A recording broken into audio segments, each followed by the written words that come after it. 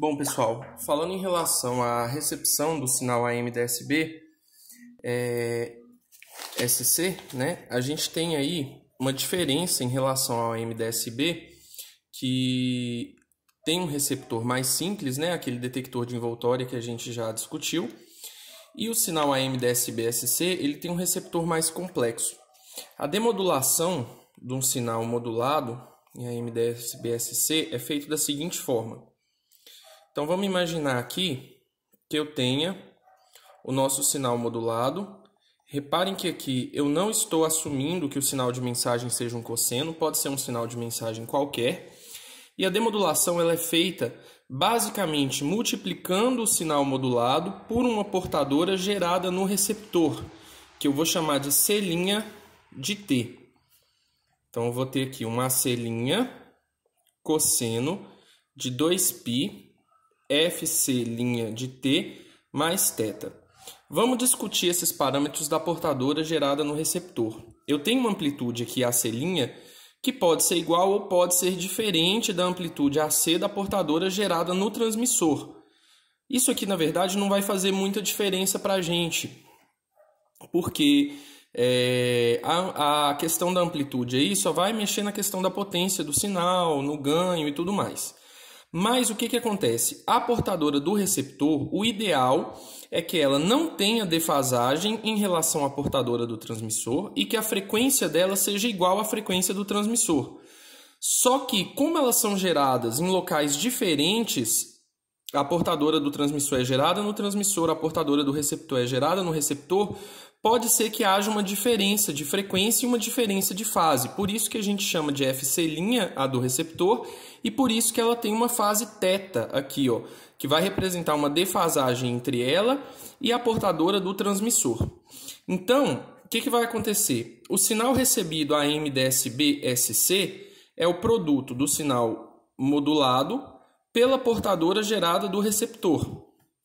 E aí nós vamos ter o seguinte: AC, KA, M de T, cosseno de 2π FCT, que é o sinal modulado, vezes a portadora do receptor, AC', cosseno de 2π FC' T mais θ.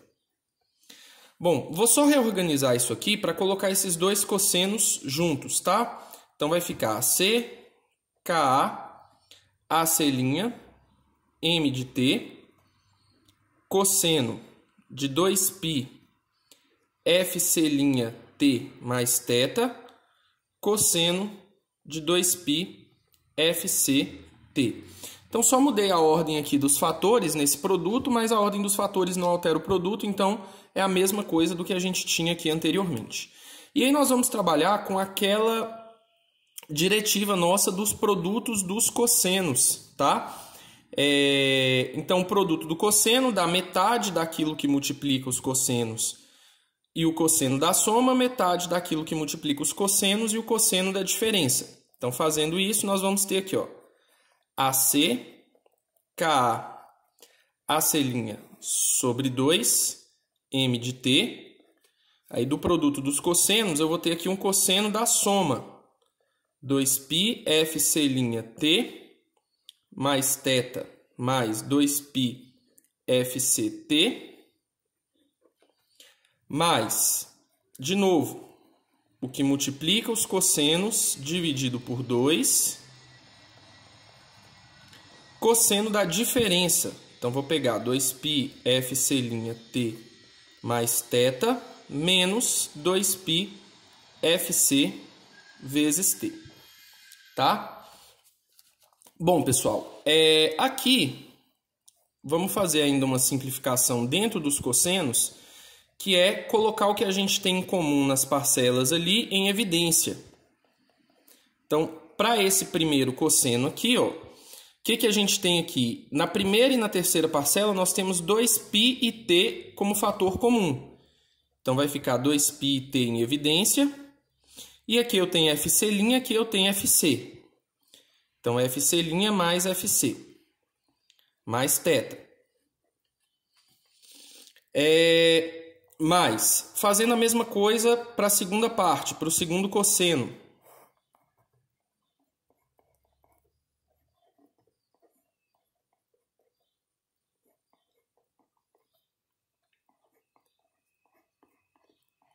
Então, quando eu colocar em evidência ali o 2πt aqui, fica FC' menos FC.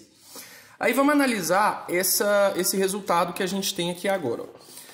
Levando em consideração aqui que FC' e FC são bastante próximos, o que vai acontecer? Esse cosseno aqui ele tem uma frequência mais alta, né? Na hora que eu somar as duas frequências das portadoras, do transmissor e do receptor, vai dar uma frequência lá em cima, bem mais alta, né? Vamos supor aqui que eu estou modulando o sinal para a faixa de 500 MHz. Na hora que eu somar os dois aqui, vai dar um cosseno lá de próximo da casa de 1 GB. E essa aqui, como eu tenho a diferença das duas frequências, vai dar uma frequência bem mais baixa. Lembrando, a frequência da portadora aqui, por mais que seja diferente a do transmissor e a do receptor, elas são bem próximas. Então, se elas são próximas, no mínimo próximas aqui, na hora que eu subtrair vai dar um valor bem baixo, próximo de zero mesmo, tá? Então, o que acontece? Essa primeira parcela tem uma frequência mais alta e essa segunda parcela vai ter uma frequência mais baixa, certo?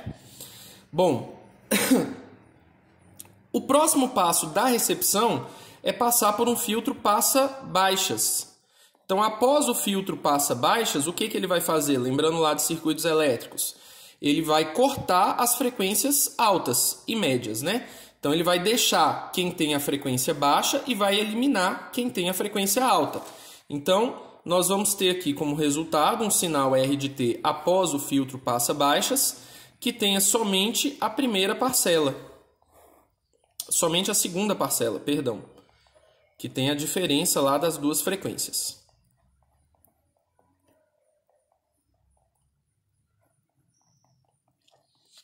Então, essa aqui vai ser a expressão que a gente vai ter para o sinal modulado, lá no demodulador, na verdade, né? A MDSB-SC.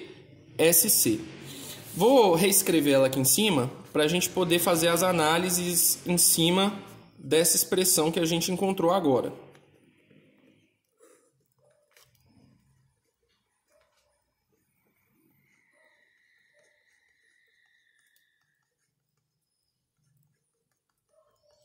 Pessoal, a situação ideal que a gente tinha discutido é que a frequência da portadora seja igual à frequência da portadora do receptor, né? Transmissor e receptor tenham frequências iguais e que eu tenho uma defasagem aqui, ó, diferente igual a zero, ou seja, a portadora do transmissor é igualzinha à portadora do receptor, mesma frequência, uma fase zero. Nesse caso, o que vai acontecer lá com o sinal recebido?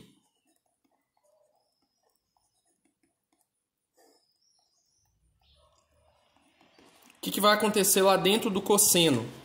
Ó, se FC' é igual a FC, quando eu fizer um menos o outro, isso aqui vai dar zero. Então, vai ficar 2π vezes 0t. E a fase eu assumi que seja zero também. Então, 2π vezes 0t vai dar 0, 0 mais 0 é 0, e cosseno de 0 é 1. Resultando aí num sinal recebido, AC, KA, AC' sobre 2, M de T. Então, reparem que nesse caso, que é o caso ideal, o sinal recebido aqui, ele tem a mesma forma de onda de M de T, porém multiplicado por uma constante. Pessoal, multiplicar por uma constante não vai fazer diferença nenhuma, porque mantém a forma de onda. Então, lembrados que a gente discutiu que a informação está na forma de onda? Então, se essa forma de onda do M de T aqui tem a informação que eu quero, se tiver multiplicado por uma constante, seja ela 2, 3, 5, 7, 2,3, só vai mudar a amplitude, consequentemente a potência que aquele sinal tem, mas não vai fazer diferença em relação à informação, porque mantém a forma de onda. Então, nesse caso aqui, o sinal é recebido normalmente. Agora, vamos imaginar que as frequências elas são diferentes e a defasagem continua sendo zero. Nesse caso, o nosso sinal recebido vai ser AC, KA, AC' sobre 2, m de t cosseno de 2π que multiplica fc' menos fc vezes t. Não tem aquela fase lá, tá? Aquela fase θ ali é diferente de zero. É igual a zero, perdão. Bom, nesse caso, reparem que eu tenho um cosseno e esse cosseno ele vai oscilar no tempo. Porque isso aqui não vai dar zero mais, não vai acabar e o cosseno não vai ser 1. O cosseno ele vai ficar variando entre menos 1 e 1. Então, para cada valor de t, o cosseno vai ter um valor diferente. O que implica em quê? Que para cada valor de t, a mensagem é multiplicada por um valor diferente. O que vai mudar a forma de onda dela, causando o problema que a gente chama de distorção. Então, nesse caso, o sinal ele não é recuperado. A versão do sinal recebido lá após o demodulador vai ser diferente vai ter uma forma de onda diferente do sinal de mensagem originalmente transmitido.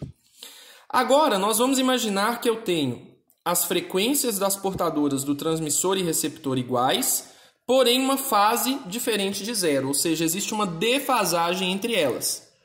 O resultado vai ser AC, KA, AC' sobre 2, M de T. Na hora que eu fizer as duas frequências sendo iguais aqui, ó, uma menos a outra vai dar zero. Vai zerar essa primeira parcela, ficando o cosseno somente da fase, que agora é diferente de zero. E aí a gente precisa analisar aqui o seguinte, qual é o comportamento dessa fase, tá? Em relação à função cosseno, pessoal, se essa fase é uma constante e diferente de π sobre 2, ou os múltiplos inteiros de π sobre 2, né? O sinal recebido, a gente tem aqui a recepção normal. Vou explicar por quê. Porque, ó, se essa fase for constante, o cosseno da fase aqui vai ser uma constante.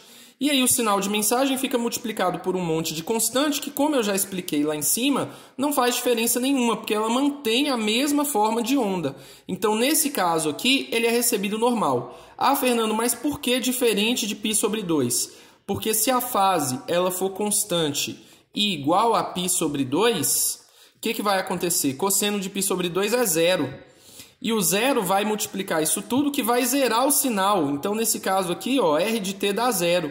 Então, aqui não há recepção de informação, tá? Então, se a fase for constante igual a π sobre 2, ou 3π sobre 2, ou menos π sobre 2, ou 7π sobre 2, qualquer valor de fase que faça o cosseno zerar, vai zerar o sinal recebido. E aí, não tem nada recebido. Agora, se a fase for variável no tempo, o cosseno vai ficar variando no tempo, então para cada instante de tempo eu tenho um valor de cosseno diferente que vai multiplicar a mensagem, alterando sua forma de onda, e aqui também nesse caso vai ocorrer o quê? A distorção da mensagem, porque eu vou mudar a forma de onda. Uma outra possibilidade que a gente não explorou. Se a frequência da portadora do transmissor é diferente da do receptor e a fase é diferente de zero, eu tenho uma combinação aqui desses dois problemas, né? Mas, na verdade, direto, só pelas frequências serem diferentes, nós já vamos ter um problema de distorção, tá? Bom, e aí no material a gente vai discutir durante a aula, existe um dispositivo que é usado para tentar garantir essa situação aqui, ou pelo menos essa situação em que eu também tenho a recepção normal, apesar da fase ser diferente de zero, de haver uma defasagem entre a portadora do transmissor e do receptor, mas a gente consegue receber normal.